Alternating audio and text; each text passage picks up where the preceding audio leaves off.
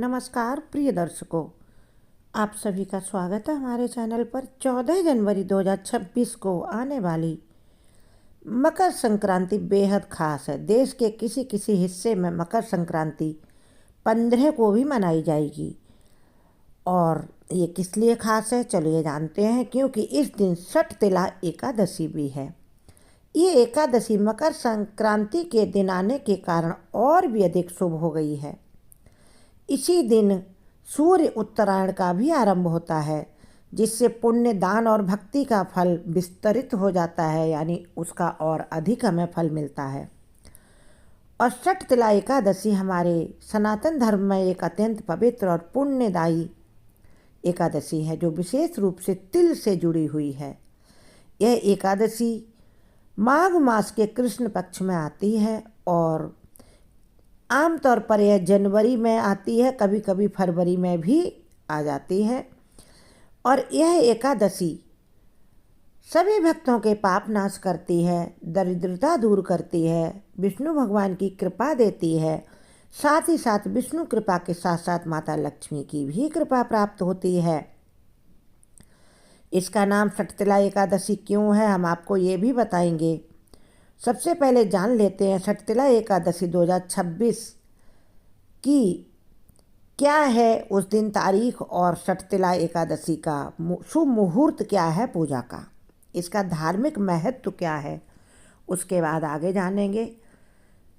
आगे बढ़ने से पहले सभी भक्तों से मेरी एक प्रार्थना है कि हमारे इस हिंदू सनातन धर्म चैनल को ज़रूर सब्सक्राइब करें, सपोर्ट करें। हमारे चैनल का नाम है किरण्स एरेना, इसको आप ज़रूर सपोर्ट करें, सब्सक्राइब कर लें। अच्छा लगे वीडियो तो अंत में लाइक भी कर दें और शेयर भी कर दें।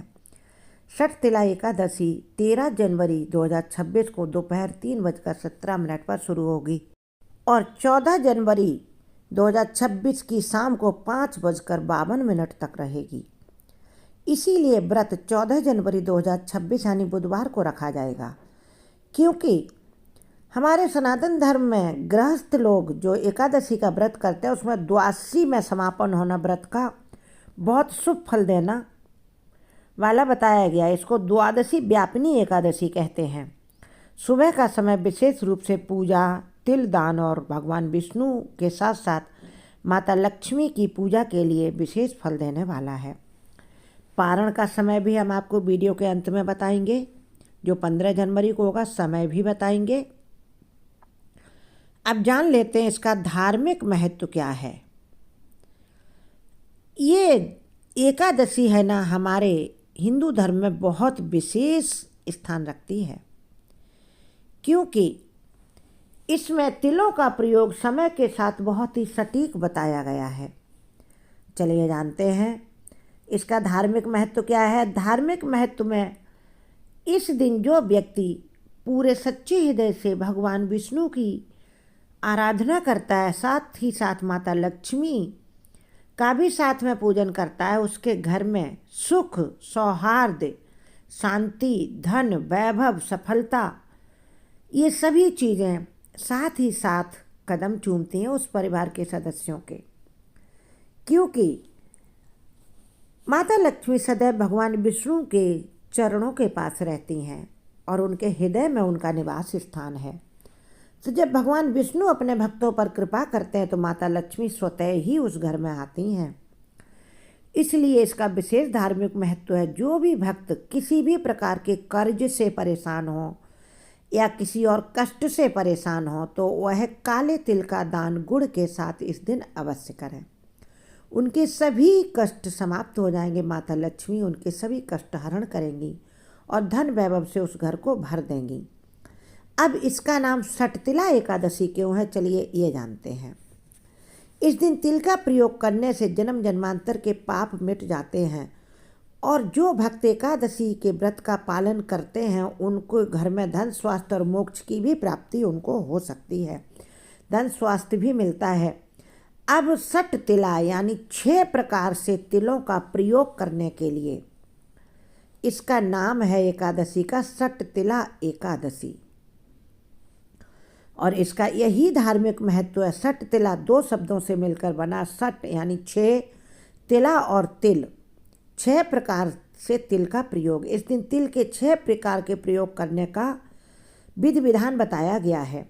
पद्म पुराण और अन्य हमारे वैष्णव ग्रंथों के अनुसार इस एकादशी का व्रत करने से पूर्व जन्मों के पाप भी नष्ट हो जाते हैं। किसी भी प्रकार की दरिद्रता, पूरी श्रद्धा से यदि व्रत करते तो किसी भी प्रकार का रोग और मानसिक कष्ट, शारीरिक कष्ट तथा धन से संबंधित सभी कष्ट भगवान विष्णु माता लक्ष्मी के साथ मिलकर दूर कर देते हैं। भगवान श्री हरि की विशेष कृपा मिलती है और षठतिला एकादशी का व्रत करने वाला व्यक्ति वैकुंठ को प्राप्त करता है। आयुर्वेद की दृष्टि से तिल वात दोष को शांत करने वाला बताया गया है और यह एकादशी माघ के महीने के कृष्ण पक्ष में आती, यानी कड़ाके की सर्दी होती है। तो ठंडी में भी ये तिल हमारे शरीर को गर्मी देता है तथा हड्डियों और जोड़ों के लिए बहुत लाभकारी होता है, बहुत ही लुब्रिकेट करता है तिल हमारे सभी शरीर के जोड़ों को। इसलिए पूरी सर्दी में लोग तिल से बनी चीज़ें खाते हैं। इस एकादशी की विशेषता यह है कि इस दिन तिल का प्रयोग 6 तरीकों से किया जाता। चलिए जान लेते, बहुत ध्यान से सुनना। सबसे पहला प्रयोग है, जब आप स्नान करने जाएं तो अपने स्नान के जल में थोड़े से तिल अवश्य डालें। इससे हमारा तन शुद्ध होता है, शारीरिक विकार दूर होते हैं। और स्नान से पहले शरीर पर तिल के तेल का आप मालिश कर लें तो बेस्ट होगा। ये इसका दूसरा प्रयोग है। फिर स्नान करने के बाद, मालिश करने के बाद, कुछ लोग स्नान के बाद तेल लगाते हैं, वह शरीर पर मालिश स्नान के बाद तिल के तेल की कर लें। जो लोग पहले लगाकर स्नान करते हैं वह पहले कर लें। ये अपनी अपनी समझ के अनुसार इतना काम कर लें। तीसरा प्रयोग है अग्नि में तिल की आहुति। व्रत करें आप भगवान विष्णु का, माता लक्ष्मी के साथ पूजा करें और ओम श्री विष्णुवे नमः, ओम श्री महालक्ष्मी नमः, इस प्रकार से कम 11 आहुतियाँ दोनों मंत्र के साथ तिल की आप कपूर और घी के ऊपर जलती हुई आग पर आहुति लगाएं। ये तीसरा प्रयोग है। चौथा प्रयोग है, जब आप हवन कर लें उसके बाद तिल को दान करें। किसी ब्राह्मण को दान दें, किसी मंदिर में पुजारी को दान में दे दें या किसी गरीब गुनबे को दे दें तिल, जिससे उसके घर में वह भी प्रसन्न मन से एकादशी के दिन तिल और गुड़ का प्रयोग कर सके। तिल के साथ गुड़ भी अवश्य दान में दें।